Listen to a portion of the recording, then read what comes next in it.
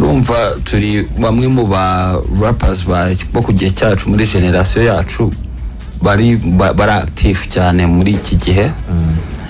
Nawe utekereje cyangwa igihe cyose watekereza gukorana n'umuntu ugatekereza gukora ibintu bi prolific cyangwa bigira umusaruro kandi bimeze neza, ugomba kureba nawe umuntu uri butume wenda ibintu byanyu biri bugere ku isoko bigakundwa n'iki. Surtout yuko jewe mfite n'abantu benshi, hari abantu jewe banumva cyangwa nzi baba babinyibwire personnel cyangwa banaragiye nsoma nko mu makomantere yewe na mbere y'igihe iki ngiki cyo kuba twakorana uvuga ati jewe abahanzi hari nk'igihe aba bloggers cyangwa n'izindi ntuza zino social media bagenda bakora nk'ibintu byo kugereranya kuvuga ati se mwebwe mu byumva gute cyangwa abahanzi mukunda ni bande muri abangaba choosing gutya na gutya, ugasanga hari abantu benshi bahisemo bavuga ati jewe nkunda music ya Riderman na ntuza na Bulldog. So ugenda wowe nawe uri umuhanzi cyangwa ubasha gukurikira neza ugenda ubonaho ibintu byawe bigana nyine n'iki kimwe cyari kiriho nuko afite studio kandi nziza irimo n'aba producers beza. Ibyo ngibyo umuntu abagomba kubiprofita mu gihe cya vuba. Ni umuntu nyine mutagorana kuba mikorere yanyu kubera ko niba uhuze ability yo kuba yakora agatanga ibintu byiza ku meza, nabyo ugomba kubitekerezaho ukavuga ati uyu muntu uko bimeze kose ntago bizagorana gukorana nawe kubera yuko he's that guy uzi icyo ari gushaka cyangwa icyo ari gukora muri iyi music industry. Ukurikije records siwe zirivugira n'iki byose, kuba namusaba rero icyo kintu ko twagikorana ndumva ntaba nibeshyemo gakeya kuko mba ntekereza ko na outcome ishobora kuvamo igomba kuba iri positive ko bimeze kose. Muratangiye murakora kandi twinjira ku ndirimbo ku yindi, ariko tubanze duhere inyuma ku nyito mwayihaye album cyangwa EP icyumba cy'amategeko. Byaje bite, bishatse kuvuga iki? nkuko twabisobanuye wenda na mbere ho gato, urabona icyumba cy'amategeko amategeko cyangwa se urubanza mbese muri make tumeze nk'abantu bari gushoza urubanza kuri community cyangwa kuri societe runaka turi kubamo, turi kunavuga ibintu biri kuberamo. Ni ibintu tujyanye nk'ikirego, ariko ikirego iyo kijyanye mu rukiko kiba kigomba kugira uhagarariye urubanza, utanze ikirego, uregwa na public iri kumva urubanza. Uko nyine urumva icyumba cy'amategeko abarimo ayo ma individu yose. So niba ari ni ikirego turi gutanga, turimo turagerageza kwerekana ukuntu ibintu bimeze, ariko mu cyumba cy'amategeko ni naho havamo verdict cyavuye mu rubanza, kavuga ati ni umwere, ibintu byagombye kugenda gutya na gutya na gutya, uyu yabihanirwe, uyu aratsinze, bigenze gutya na gutya. Ni nko gusasa inzobe muri make ibintu tuba dushaka nko kuvuga. Ibyo bintu rero byose bikubiye muri iyo package mu rukiko bibera mu cyumba cy'amategeko.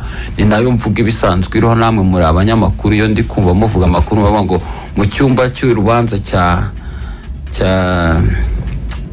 Nyamirambo, icyumba cy'urubanza cya Kicukiro, sinzi ukuntu baje kubihuza n'icyumba, natwe dutekereza ijambo icyumba cy'urukiko, ariko icy'urukiko kiba kirimo n'amategeko n'iki byose. Ndumva ariho idea nk'iyo ngiyo yavuye muri make. None se Riderman, icyo gitekerezo cyaje mwamaze kwandika indirimbo mwasizara cyangwa mukiri gutekereza ibyo mugiye kwandika? Mukiri gutangira umushinga.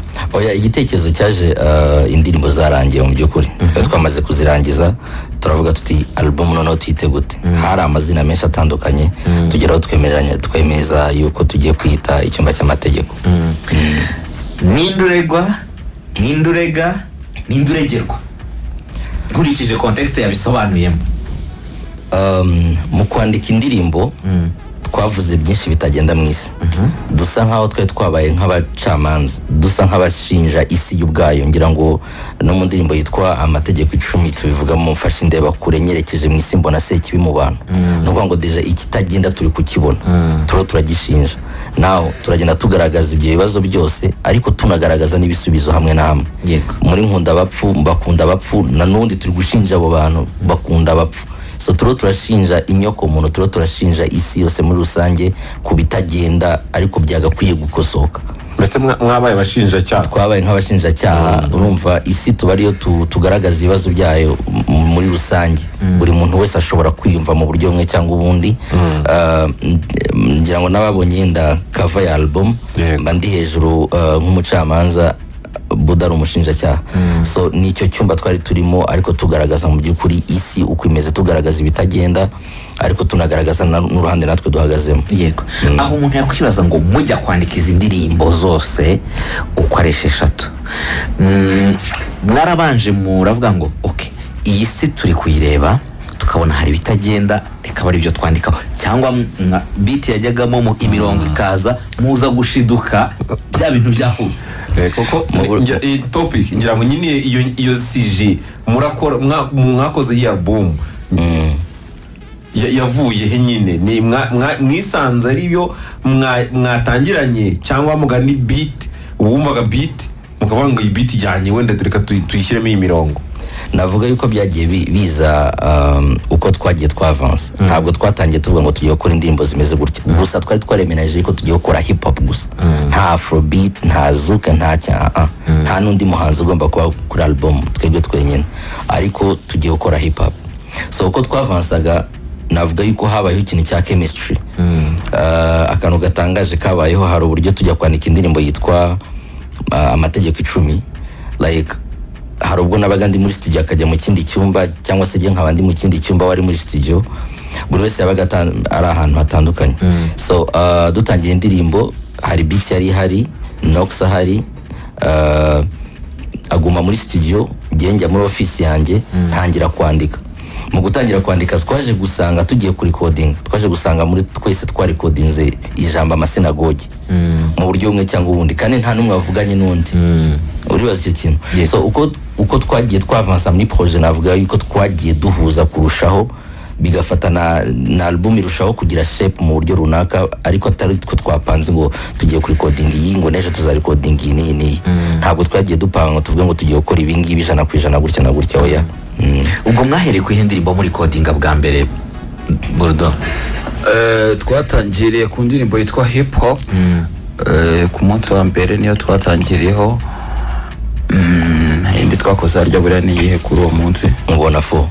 Na nkubona fo, kuko hari ukuntu twakoraga indirimbo 2 ku munsi umwe kugira ngo twihutishe igikorwa kandi na kirangire, uko ibintu byatangiye gutinda hazamo kunanirwa, akabamo ko umuntu ashobora kuba hari izindi project ziwe yari yaratishyize kuri calendar yiwe, zikaba izindi zijye kugongana nazo. Twavuze ko ari session 3 tugomba gukora, buri munsi tugakora nk'indirimbo 2 zikava mu nzira yazo. Yego.